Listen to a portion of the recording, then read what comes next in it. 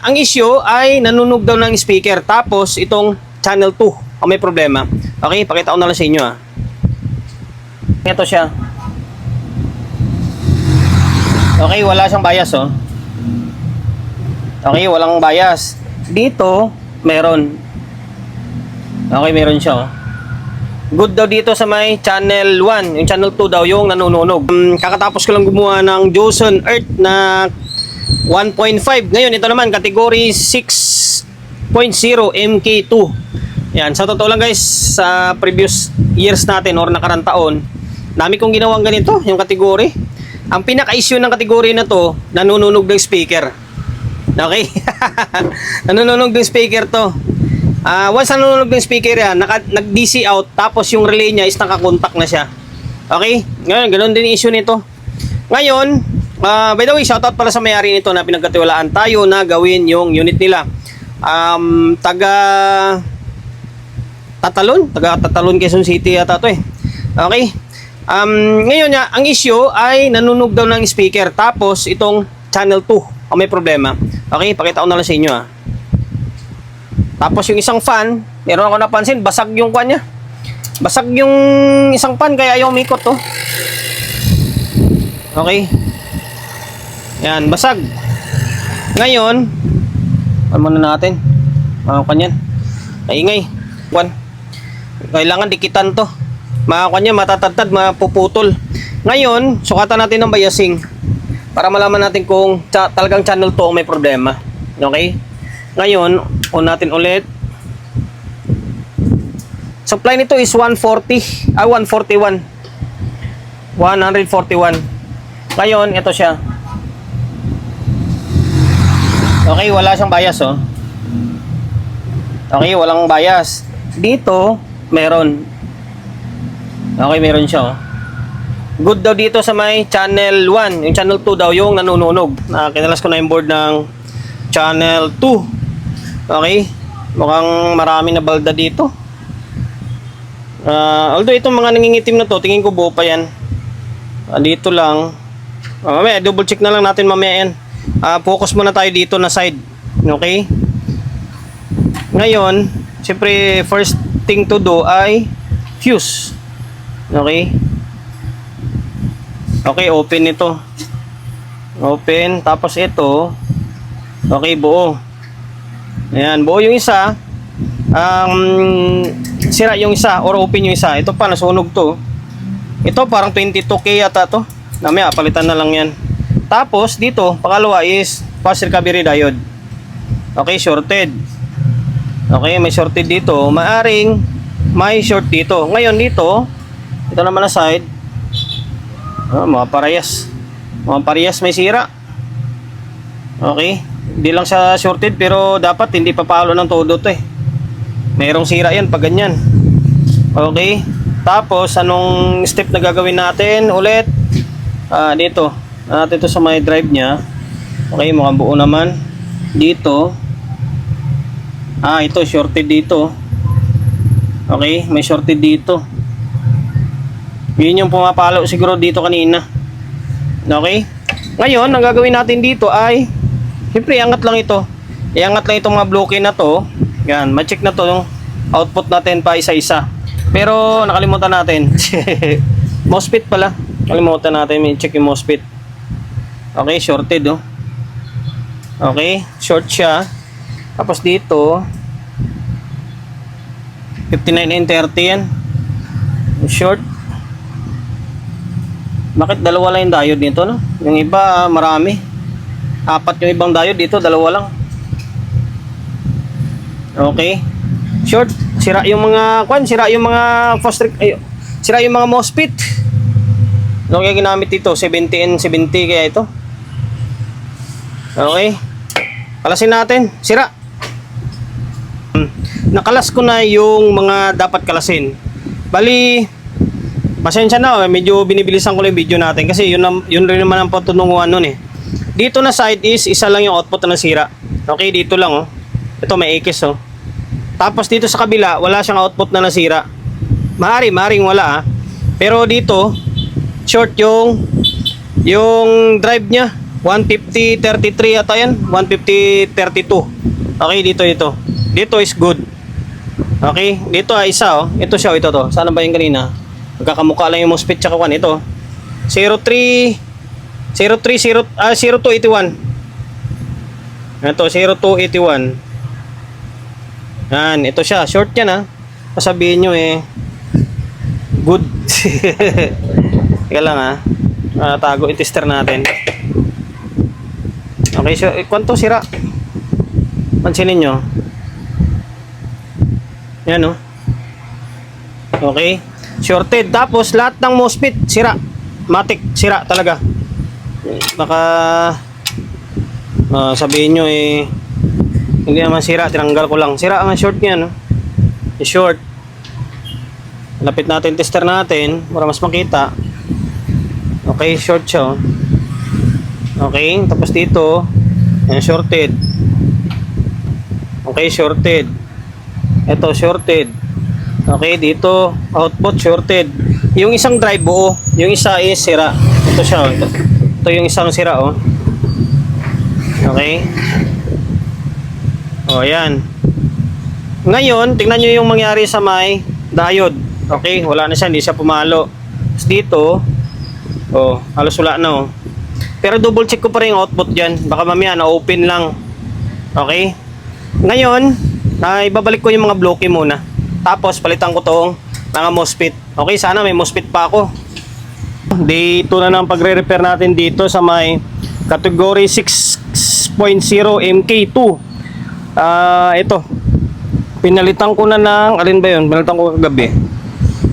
Ito to. Yung 150.32. Ito siya, oh. Yan, 150.32 to eh. Ito, buo ito. Buo ito, sira dito. Okay, tapos, yung mga pinalitan na yung sasabihin ko, or babanggitin ko. Ito, 10K to dito. Yan, 10K. Ito yung mga nasunog na to. Yan, 10K. Tapos yung nandito, 22K to eh. Yan, 22K to dito. Tapos, nagpalit tayo ng fuse. Tapos ito, 0281. Ito to. Yan, ito yung pinalitan natin, 0281. Tapos, ito, yung MOSFET, 4. 1, 2, 3, 4. 4. Tapos dito, ito, 12K. Yan, 12K. Ito, pinalitan natin, 12K. Ay, mga yan, oh. Mga nangingitim na yan. Tapos dito, yung 5.1. Nag-change value na. Ito, malaki na to. Sobrang taas na ng reading. Nag-change value na yan. Kita ko sa inyo, ha. Ako, matitester to.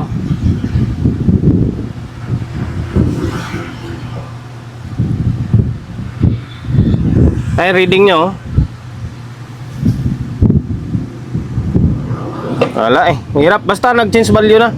Hindi ko makakuha mga tester. Ito siya, oh. Ngayon, pinalitan natin ng wala tayong ganito na 5 watts na yung carbon. Binalit natin yung yung ceramic. Ay, ceramic ang tawag yun. Yung cement type. Okay, 5.1K yan. Ito, buo pa to. Pansinin nyo, buo. Ito mga nangitim na to, buo ito. Buo yan. Fusible na naman yan, 2 ohms yan. Okay, 2 ohms. Tapos 4.7. Okay. Tapos ano ba? Sa ba pinalta natin? Parang yun lang. Ito mga yung LM311, chinik ko mukhang buo naman. Mamaya malaman na lang natin yan kapag na-testing na natin. Sa ngayon, check natin kung may shorted pa yung fast recovery diode. Okay? Check natin. Dito. Okay, wala na, oh. Okay, wala. Tapos dito. Okay, pares na, wala na. Ngayon, pwede na ibalik to para matesting natin. Naibalik na natin yung board. Ayan, nakasalpak na yan. Ngayon, tingnan natin kung titino siya or hindi. May shorted pa ba or may problema pa na iba. Okay? On natin. Para akong kinakabahan na. Okay, on. Okay, tingnan natin kung bababa yung ilaw. Okay, wala naman umusok. Tapos dito, naka-normal mode naman siya. Tapos, parang dalawa rin naman ng relay na nagpapalo dito sa may amplifier stage niya. Ulitin natin. Tatlo yan eh. Isa sa soft start, tapos dalawa dito sa may channel 1 and then channel 2. Okay, ulit. Tatlo rin naman. Okay, working siya. Ngayon, yung nandun sa may fan, no? Binaklas ko yung fan, tapos kinalas ko, dinikitan ko yung nabasag. Parang bumangga yata na. Hindi ko alam yun kung ano nangyari dyan. Tapos, sukatan natin ng biasing. Sana normal na. Sana naging normal na. Okay. Dito. Okay, normal na yan, no? Nasa 0.3. Okay, yan, goods na goods. Okay, goods na ito. Pwede nang i-audio test to. Op. Pwede na i-audio test to. Ngayon, lagyan natin ng speaker. Tingnan natin kung magkakaroon siya ng audio. Maglagay tayo ng audio input and then speaker. Okay, ito lang audio input. Tapos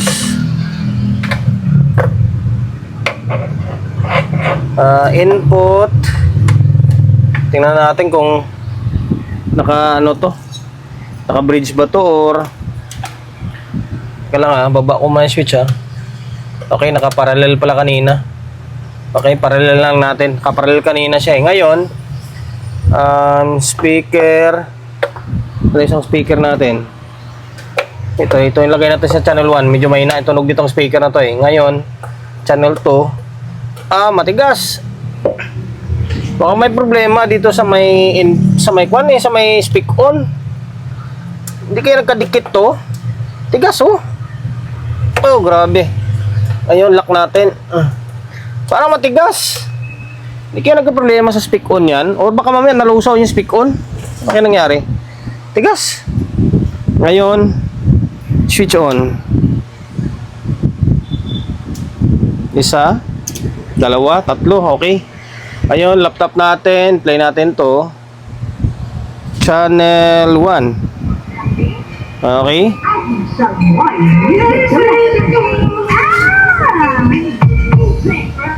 Okay yung channel 1, channel 2. Okay, may signal siya pero walang audio Ayan Ba? Hindi kaya sira yung speak on nun? Okay, teka lang. Para malaman natin kung good yung speak on or sira. Tingnan natin kung may audio na lumalabas. Test natin yung kanya. Audio niya. Bakit may lumalabas naman yung signal dyan pero bakit wala siyang kwan? Okay, tika lang tusok ko dito. Tusok ko yung ground.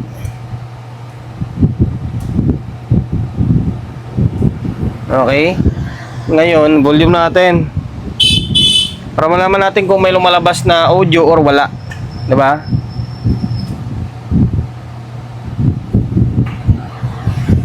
Okay, meron Nakasan ko pa. Kasan pa natin. Meron Ibig sabihin, sira yung speak on.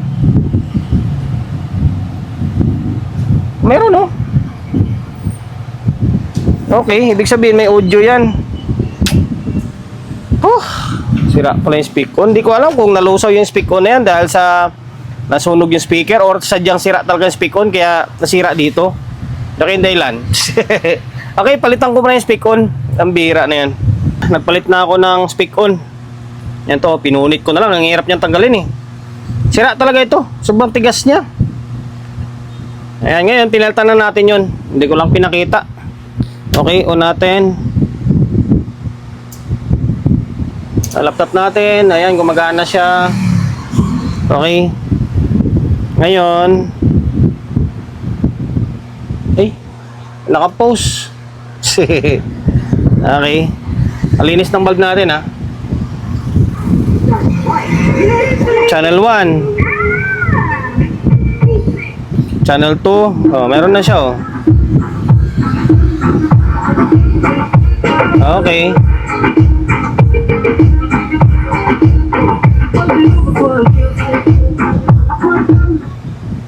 Hindi ko alam kung anong pinakadahilan kung bakit nasira tong speak-on. Nasira dahil nga siguro sa init or kaya nasira yung amplifier stage dahil sira ito. Ano ba? Basta nasira. Okay. Yun lang. Sana nakapagbigay idea tayo. Sira yung MOSFET apat. Isang power transistor, isang drive. Tapos yung mga resistor, pinalitan natin. Okay. Yun lang.